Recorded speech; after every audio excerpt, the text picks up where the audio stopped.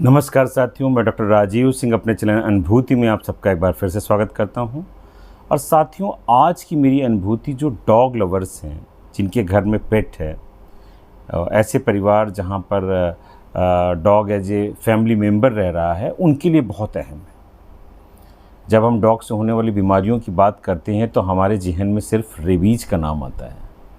लेकिन इस वीडियो को शुरू करने से पहले मैं आपको एक किस्सा सुनाऊंगा जिससे आपको ये पता चलेगा कि डॉग से सिर्फ रेबीज का संबंध नहीं है, और बहुत सारे ऐसे इन्फेक्शंस हैं, ऐसी बीमारियां हैं जो डॉग के माध्यम से मनुष्यों में फैलती हैं। अपना वीडियो शुरू करने से पहले मैं आपको एक रियल स्टोरी सुनाना चाहूँगा, जो कि मेरे घर से कुछ दूर पे ही रह रहे एक परिवार से जुड़ी हुई है। एक फैमिली थी जहाँ पर एक जर्मन शेफर्ड डॉग रहता था, और वो एक बच्ची थी 14-15 साल की जो उसके साथ बहुत अफेक्शनेट थी, और वो उनके घर में as a family member dog रह रहा था। पिछले 2-3 सालों से, ये जो कोविड वाला पीरियड था, तब से उस लड़की की तबीयत थोड़ी सी ख़राब रहने लगी। उसका वेट लॉस होने लगा और उसको भूख लगनी कम हो गई। तो जाहिर सी बात है, उन्होंने डॉक्टर्स को बताया, कुछ मल्टीविटामिन्स और कुछ लीवर टॉनिक वगैरह जैसी चीज़ें लेने लगी। लेकिन उसका वेट लॉस बढ़ता गया, दिक्कत ज़्यादा होती गई, और बाद में उसको सांस लेने में भी दिक्कत आने लगी, निमोनिया जैसी दिक्कत भी होने लगी उससे। तो फिर डॉक्टरों की सलाह पे जब उसका अल्ट्रासोनोग्राफी और सीटी स्कैन हुआ, तो ये बात निकल के सामने आई कि उस लड़की के पेट में बहुत सारे सिस्ट हैं। सिस्ट एक ऐसा स्ट्रक्चर होता है, छाले जैसा, बड़ा छाले जैसा। तो लीवर में और लंग्स में कई ऐसे सिस्ट दिखाई दे रहे थे। करीब उसके शरीर में 8-9 सिस्ट थे जो अच्छे खासे डायमीटर के थे। तो फिर उसकी सर्जरी करना, उन सिस्ट को ड्रेन करना ही एक हल था। तो उसे एक दिल्ली के बड़े प्रतिष्ठित हॉस्पिटल में भर्ती कराया गया, जहां उसकी सर्जरी हुई, उन सिस्ट को उसके शरीर से निकाला गया, और तब जाकर उस बच्ची की जान बची। तो क्या था ये सिस्ट, ये कैसे हो गया था, कैसे ये जानलेवा बीमारी हुई, और क्यों मैं नाम ले रहा हूँ डॉग का।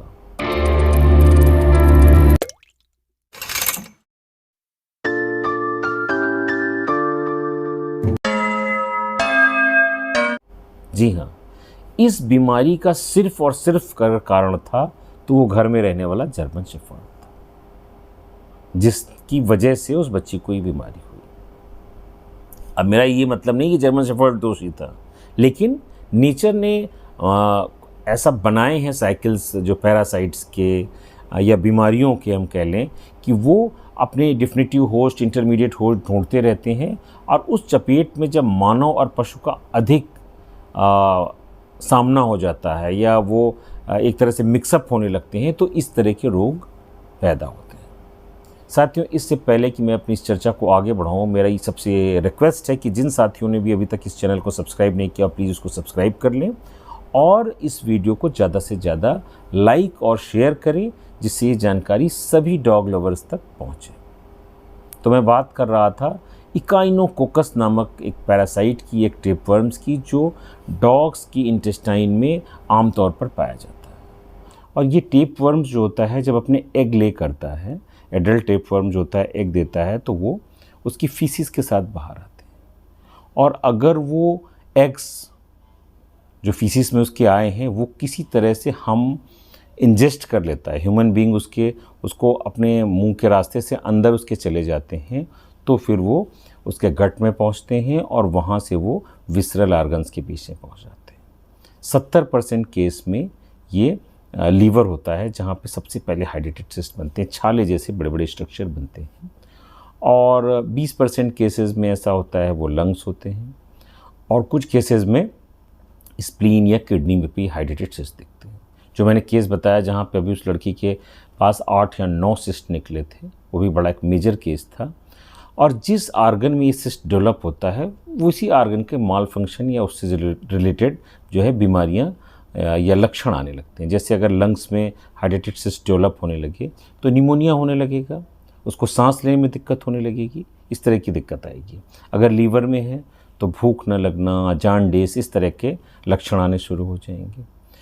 तो ये तो इकाइनोकोकस का लाइफ साइकिल था। नेचर में जब वो डॉग्स जो है वो अपने फीसिस जहाँ पे करता है तो ये एग्स शीप, गोट, कैटल, बफेलो के शरीर में पहुँच जाती हैं और वहाँ पे हाइड्रेटेड सिस्ट बनाते हैं। लेकिन आदमी के भी शरीर में ये पहुँच जाते हैं। आजकल जिस तरह से डॉग्स आपके साथ हैं, अब बहुत सारे लोग कहेंगे कि नहीं नहीं, हम तो भाई बहुत हाइजीन का ध्यान रखते हैं, हमारे डॉग से तो ऐसा नहीं हो सकता।